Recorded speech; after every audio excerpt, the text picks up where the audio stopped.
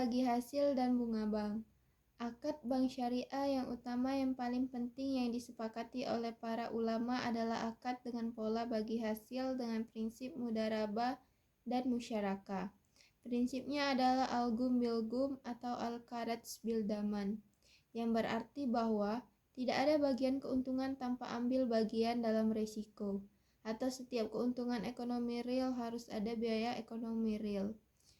Konsep bagi hasil yang digambarkan dalam buku-buku fikih pada umumnya diasumsi bahwa para pihak yang bekerja sama bermaksud untuk memulai atau mendirikan suatu usaha patungan. Ketika semua mitra usaha turut berpartisipasi sejak awal beroperasi dan tetap menjadi mitra usaha sampai usaha berakhir pada waktu semua aset dilikuiditas. Jarang sekali ditemukan konsep usaha yang terus berjalan ketika mitra usaha bisa datang dan pergi setiap saat tanpa mempengaruhi jalannya usaha. Beberapa prinsip dasar konsep bagi hasil yang dikemukakan oleh Usmani. Yang pertama adalah bagi hasil tidak berarti meminjamkan uang, akan tetapi merupakan partisipasi dalam usaha. Dalam hal musyarakah, keikutsertaan aset dalam usaha hanya sebatas proporsi pembiayaan masing-masing pihak. Yang kedua, investor atau pemilik dana harus ikut menanggung resiko kerugian usaha sebatas proporsi pembiayaannya.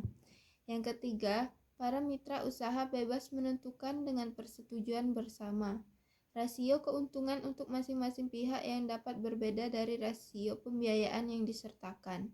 Dan yang terakhir, kerugian yang ditanggung oleh masing-masing pihak harus sama proporsi investasi mereka. Perkenalkan, nama saya Siti Nur Adila dengan NIM 2120121219. Di sini saya akan membacakan bagian B dasar hukum bagi hasil dan bunga bank. Dasar hukum bagi hasil dan bunga bank ini terdapat di dalam Al-Quran, yaitu surah An-Nisa ayat 12 dan surat Shad ayat 24. Surat Shad ayat 24 ini berartikan, dan sesungguhnya kebanyakan dari orang-orang yang berserikat itu, sebahagian mereka berbuat zalim kepada sebagian yang lain, kecuali orang-orang yang beriman dan mengerjakan amal soleh. Di dalam surat An-Nisa ayat 12, perkongsian terjadi secara otomatis atau jabar karena waris. Sedangkan dalam surat Shad ayat 24 terjadi atas dasar akad atau ikhtiari. Di bagian pertama ada al-hadis dari Abu Hurairah, Rasulullah SAW bersabda, sesungguhnya Allah Azza wa Jalla berfirman, aku pihak ketiga dari dua orang yang berserikat selama salah satunya tidak mengkhianati lainnya. Hadis riwayat Abu Daud nomor 2936 dalam kitab Al-Buyu' dan Hakim. Yang kedua, ijma.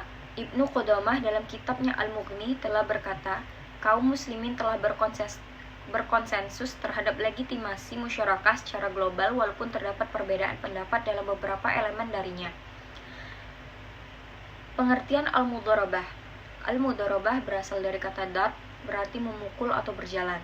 Pengertian memukul atau berjalan ini lebih tepatnya adalah proses seseorang memukulkan kakinya dalam menjalankan usaha.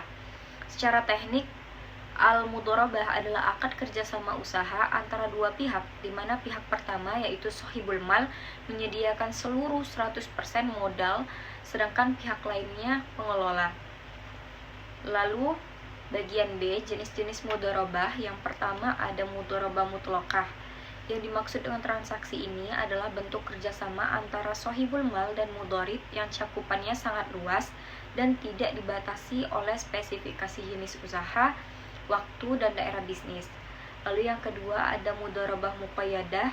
Mudharabah muqayyadah disebut juga dengan istilah restricted mudharabah atau specific mudharabah, adalah kebalikan dari mudharabah mutlaqah.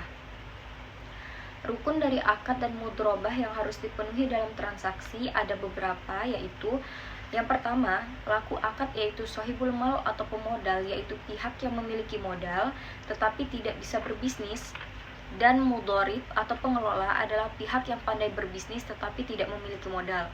Lalu yang kedua, objek akad, yaitu modal atau mal, kerja dorobah, dan keuntungan atau rib. Dan yang ketiga, sighah, yaitu ijab dan qabul.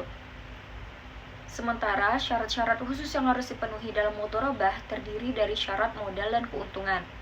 Syarat modal yaitu yang pertama modal harus berupa uang, kedua modal harus jelas dan diketahui jumlahnya, ketiga modal harus tunai bukan utang, dan keempat modal harus diserahkan kepada mitra kerja. Lalu yang C, manfaat al-mudharabah. Yang pertama, bank akan menikmati yang akan dibagikan. Lalu yang kedua, bagi hasil pada saat keuntungan usaha nasabah meningkat. Ketiga, bank tidak berkewajiban membayar bagi hasil kepada nasabah pendanaan secara tetap, akan tetapi disesuaikan dengan pendapatan atau hasil usaha bank, sehingga bank tidak akan pernah mengalami negatif spread. Yang keempat, bank akan lebih selektif dan hati-hati mencari usaha yang benar dan halal, aman dan menguntungkan, karena keuntungan dan konkret itulah yang akan dibagikan. Kelima, prinsip bagi hasil dalam al-mudharabah atau al-musyarakah ini berbeda dengan prinsip bunga tetap, di mana bank menagih penerima pembiayaan atau nasabah satu jumlah bunga, tetapi berapapun keuntungan yang dihasilkan nasabah, sekalipun merugi dan terjadi krisis ekonomi. Landasan hukum bagi hasil dan bunga bank, yaitu yang pertama ada landasan syariah. Secara umum, landasan syariah al-mudharabah lebih mencerminkan anjuran untuk melakukan usaha. Hal ini tampak dalam ayat-ayat dan hadis Al-Quran surat Al-Muzammil ayat 20, yang artinya, dan dari orang yang berjalan di muka bumi mencari sebagian karunia Allah Subhanahu wa Ta'ala. Lalu yang kedua Al-Hadis, yang artinya diriwayatkan oleh Ibnu Abbas bahwa Sayyidina Abbas bin Abdul Muttalib jika memberikan dana ke mitra usahanya secara mudharabah, ia mensyaratkan agar dananya tidak dibawa mengarungi lautan, menuruni lembah yang berbahaya, atau membeli ternak. Jika menyalahi aturan tersebut, yang bersangkutan bertanggung jawab atas dana tersebut. Disampaikanlah syarat-syarat tersebut kepada Rasulullah SAW, dan Rasulullah SAW pun membolehkannya. Hadis riwayat Tabrani. Kenalkan, nama saya Hoyrunisa dengan NIM 212021169. Di sini saya akan menjelaskan perbedaan sistem bagi hasil dan bunga bank. Sebagai alternatif sistem bunga dalam ekonomi konvensional, ekonomi Islam menawarkan sistem bagi hasil profit and loss sharing. Ketika pemilik modal surplus spending unit bekerja sama dengan pengusaha defisit spending unit untuk melakukan kegiatan usaha, apabila kegiatan usaha menghasilkan keuntungan dibagi berdua, dan apabila kegiatan usaha menderita kerugian maka ditanggung bersama. Sistem bagi hasil menjamin adanya keadilan dan tidak ada pihak yang tereksploitasi, dizolimi. Sistem bagi hasil dapat berbentuk musyawarah dan mudharabah dengan berbagai variasinya. Dalam perekonomian konvensional, sistem riba, fiat money, commodity money, fractional reserve system dalam perbankan, dan pembolehan spekulasi menyebabkan penciptaan uang, kartal dan giral, dan tersedotnya akibatnya uang atau investasi yang seharusnya tersalurkan ke sektor real untuk tujuan produktif sebahagian besar lari ke sektor real. Penciptaan uang tanpa adanya nilai tambah akan menimbulkan inflasi. Pada akhirnya, pertumbuhan ekonomi yang menjadi tujuan akan terhambat. Bunga. 1. Penentuan bunga dibuat pada waktu akad dengan asumsi usaha akan selalu menghasilkan keuntungan. Yang kedua, besarnya presentasi didasarkan pada jumlah dana atau modal yang dipinjamkan. Dan yang ketiga, bunga dapat mengambang atau variabel dan besarnya naik turun sesuai dengan naik turunnya bunga patokan atau kondisi ekonomi. Keempat, pembayaran bunga tetap seperti yang dijanjikan tanpa pertimbangan apabila usaha yang dijalankan peminjaman untung atau rugi. Kelima, jumlah pembayaran bunga tidak meningkat sekalipun keuntungan naik berlipat ganda.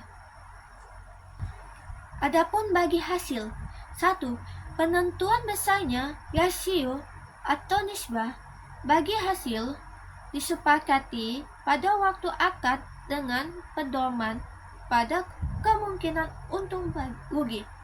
Yang kedua, besarnya rasio bagi hasil didasarkan pada jumlah keuntungan yang diperoleh. Yang ketiga, rasio bagi hasil tetap tidak berubah selama akad masih berlaku, kecuali diubah atas kesepakatan bersama. Keempat, bagi hasil bergantung pada keuntungan usaha yang dijalankan. Bila usaha merugi, kerugian akan ditanggung bersama. Dan yang kelima, jumlah pembagian laba meningkat sesuai dengan peningkatan keuntungan. Sistem hibah, penciptaan dan konsentrasi, penyusutan sektorial, penghematan laju ekonomi, inflasi. Sementara itu, dengan sistem zakat, sistem bagi hasil, dan pelarangan spekulasi dan perekonomian Islam akan mendorong iklim investasi yang akan tersalur dengan lancar ke sektor real, terdistribusinya kekayaan dan pendapatan, serta penumbuhan sektorial dengan meningkatnya produktivitas dan kesempatan bekerja dan berusaha. Pada akhirnya pertumbuhan ekonomi akan mendorong dan akhirnya akan tercapai kesejahteraan masyarakat. Investasi bagi hasil, distribusi dan kekayaan, menumbuhkan sektorial, produktivitas dan kesempatan, mendorong laju ekonomi. Perkenalkan, nama saya Fitria Rahmadani dengan NIM 212021055. Pada kesempatan kali ini saya akan menyampaikan poin keempat mengenai bunga bank konvensional dan bagi hasil bank syariah. Perbankan di Indonesia itu ada dua jenis, yaitu yang pertama bank konvensional dan bank syariah. Bank konvensional ini menerapkan sistem bunga bank dalam memperoleh keuntungan yang akan beroleh dari nasabah mereka. Sedangkan bank syariah menerapkan sistem bagi hasil yang akan mereka peroleh dari nasabah mereka. Yang mana bank syariah ini menganggap bahwa bunga bank bukan hanya riba dan hal yang dilarang oleh agama Islam. Perbedaan dari bank konvensional dan bank syariah. Seperti kalau di bank konvensional ini mereka mengasumsikan bahwa hal yang mereka peroleh ataupun hal yang mereka dapatkan akan selalu menambahkan keuntungan dikarenakan pengaruhnya yang sangat besar bank konvensional di Indonesia. Sedangkan bank syariah mengasumsikan bahwa hal yang mereka peroleh ataupun keuntungan mereka peroleh tidak selalu mendapatkan keuntungan. Bisa saja mereka mendapatkan kerugian, yang mana hal ini dikarenakan pengaruh bank syariah di Indonesia belum sekuat bank konvensional yang ada di Indonesia. Hubungan antara nasabah dengan bank konvensional dan bank syariah. Kalau hubungan nasabah Anda bank konvensional, mereka menganggap nasabah itu seperti debitur dan kreditur mereka. Sedangkan kalau bank syariah, mereka menganggap nasabah mereka itu seperti mitranya ataupun orang yang akan mereka ajak kerjasama. Adapun bagian-bagian dari bank konvensional dan bank syariah. Bank konvensional itu ada Bank Mandiri, BCA, BRI, dan BNI. Sedangkan bank konvensional itu ada Bank Syariah Indonesia, Bank BCA Syariah, Bank Permata Syariah, dan Bank Mandiri Syariah, ataupun dan lain-lain sebagainya.